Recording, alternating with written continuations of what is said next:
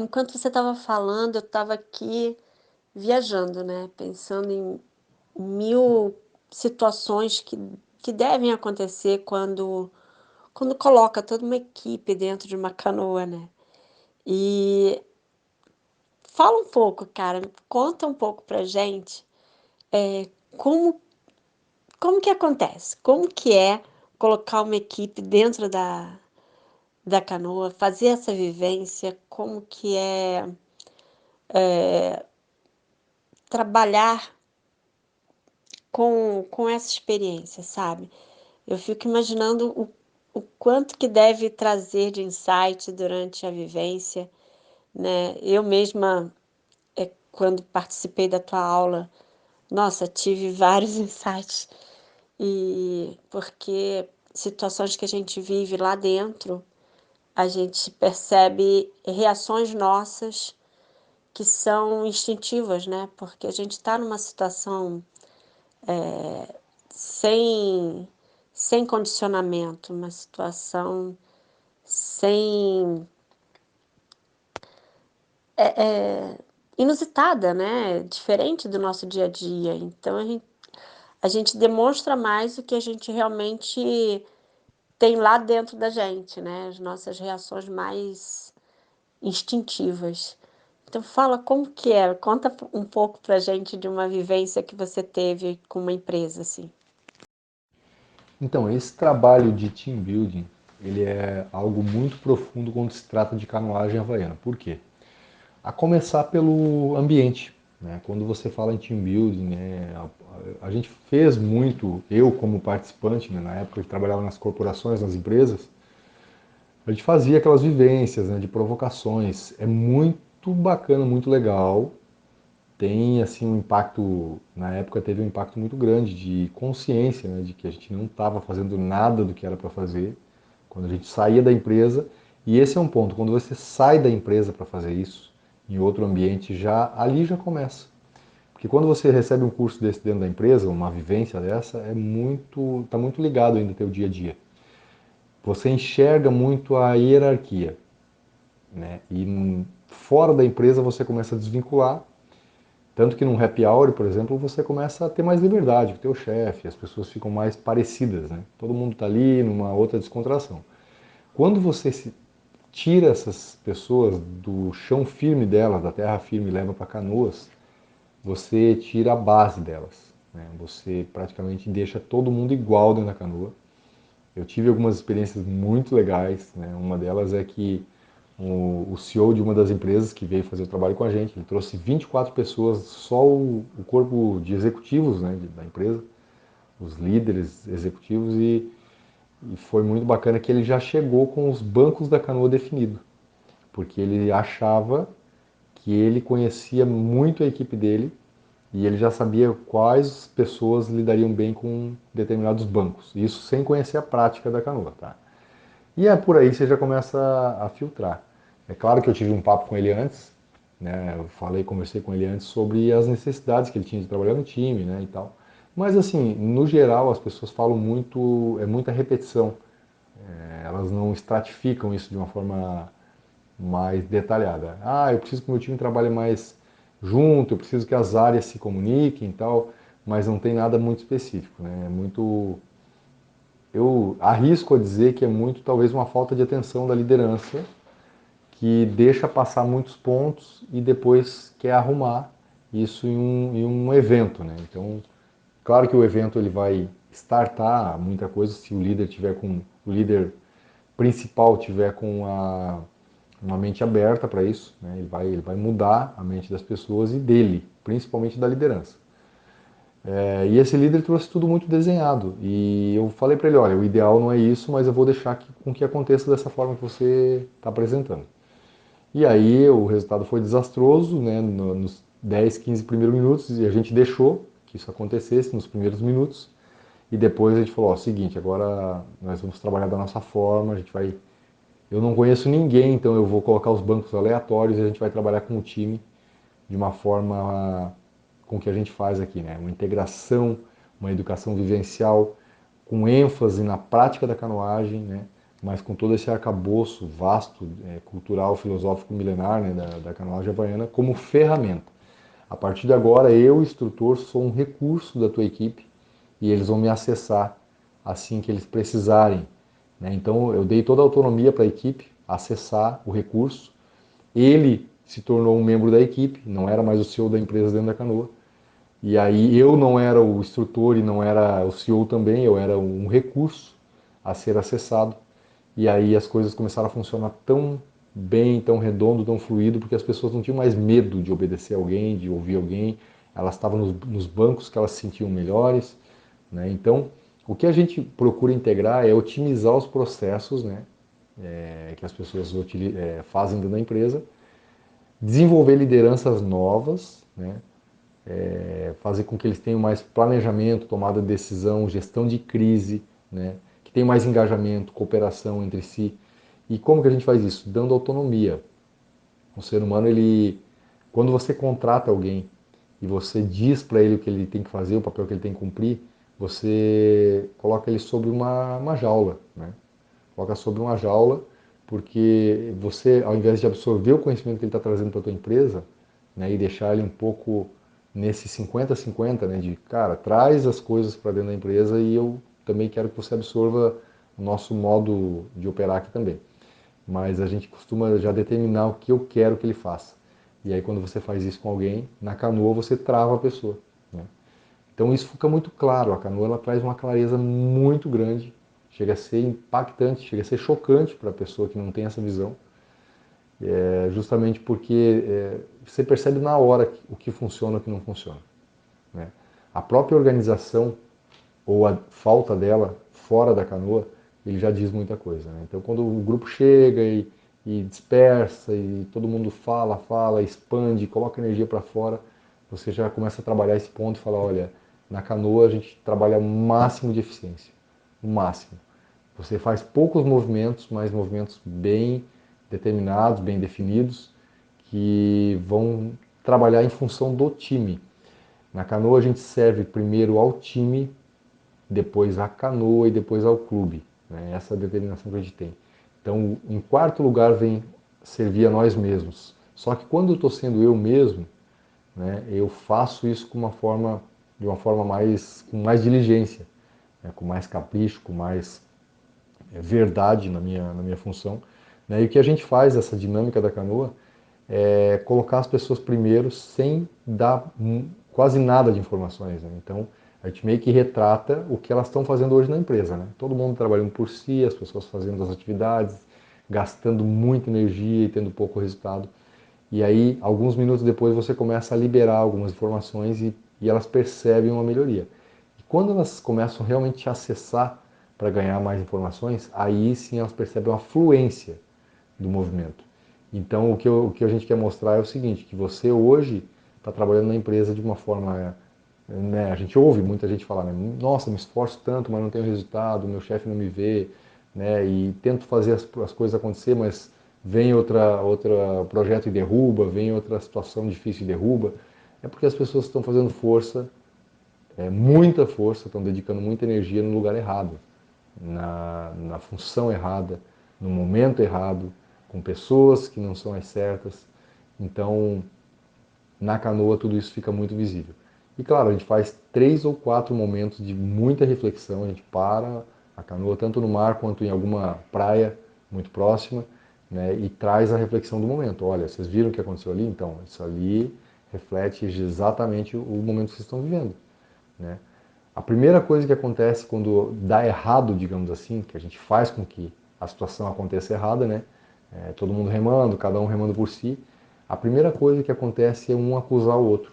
Você não está remando, você está fora de sincronia, você está, né? E aí a gente puxa isso e fala, olha, o teu papel era somente remar, né? Mas você parou de remar para corrigir o seu amigo. Então, olha como a gente está com a mente tão acelerada a ponto de enxergar o defeito do outro e não olhar para si, né? Não ter esse espelho consigo mesmo, né?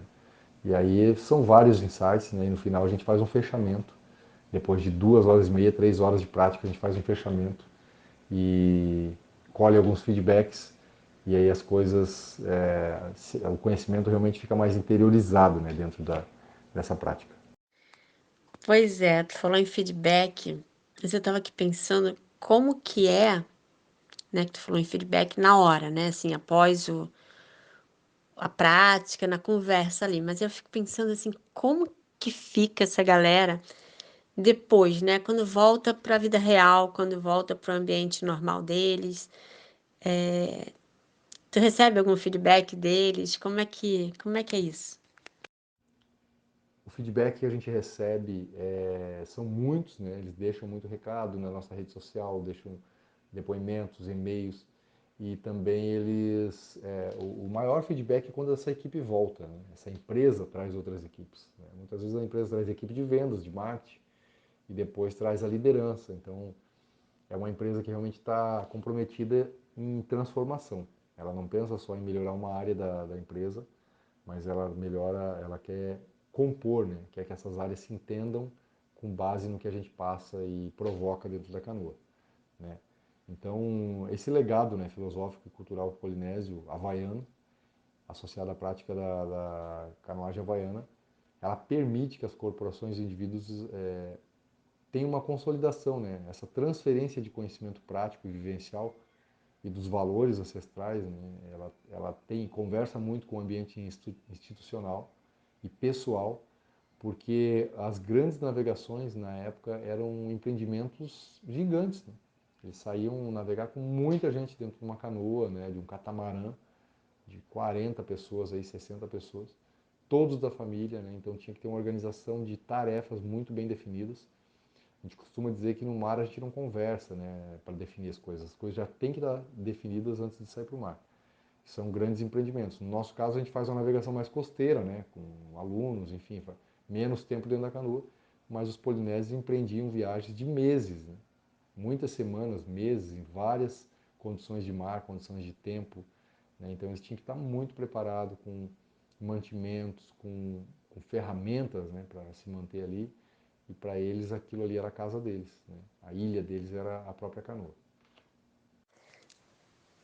Nossa, Angel, me conta uma coisa, como é que o conceito de Ikigai entrou na tua vida, né? Como que você mergulhou assim tão profundamente nisso? Por quê? O que que aconteceu para você é, tomar isso como teu propósito de vida mesmo? Eu sempre fui um admirador da filosofia japonesa, né, da filosofia oriental em si. Desde pequeno eu admirava muito as lutas, né, as cerimônias deles, o respeito que eles, né, dedicam às pessoas mais velhas, aquilo que é antigo, né, aquilo que eles desconhecem. Os ocidentais, nós ocidentais, temos muito o costume de ignorar o que a gente não conhece, né? Então a gente tem essas camadas, né? Aquilo que eu sei, aquilo que eu sei que eu não sei, né? Eu tenho um conhecimento de alguma coisa que eu não tenho habilidade, aquilo que eu nem sei que existe, né? Que é o caso de uma coisa, algo muito ancestral, muito antigo, que tem muito valor, que eu nem sei que tamanho é isso. E os orientais têm muito respeito por essas coisas grandiosas, né? Esses arquétipos, né? Antigos, e eles preservam muito isso. E isso eu achava sempre acho muito, né? Muito nobre, um ato muito nobre. E os orientais, eles criam um nome e um conceito para cada dificuldade que eles passaram, né? Desde o Kaizen, a organização, né, o próprio Ikigai, vários conceitos que eles constroem, né, de uma forma muito ordenada para que eles possam passar esse conhecimento para frente. O Ikigai, ele se baseia, primeiro ele surgiu, né, numa ilha chamada Okinawa, num lugar, numa vila muito pequena que descobriu-se que eles tinham as pessoas mais longevas, né? Então eles começaram a pesquisar o porquê disso, como que elas viviam tanto e quais eram as práticas, né? Aquelas que mantinham elas nessa vida saudável, feliz, né? Com propósito. Então surgiu esse desenho do Ikigai que a gente conhece hoje, que ele é sobre o encontro, né? De 4 pilares que a gente chama, que são a sua paixão, a sua missão, a sua vocação e a sua profissão. Quando você encontra esses quatro pilares em uma atividade só, ou até em mais de uma atividade, você encontra o seu Ikigai, que é a sua razão de ser. Por que eles falam desses quatro? Porque quando você executa somente um deles, você tem uma sensação de incompletude. Eu vou dar um exemplo daquilo que a gente mais costuma fazer. A gente costuma dedicar a profissão, né? Porque você fala para as crianças, né? A gente ouviu muito disso, né? Ah, você gosta de tocar violão, mas isso não vai te fazer ganhar vida. Então você tem que procurar uma profissão. E profissão, a gente sempre procurou aquilo que estava mais ao alcance, né? Ah, o que que é? Ah, vou trabalhar de ajudante ali da loja.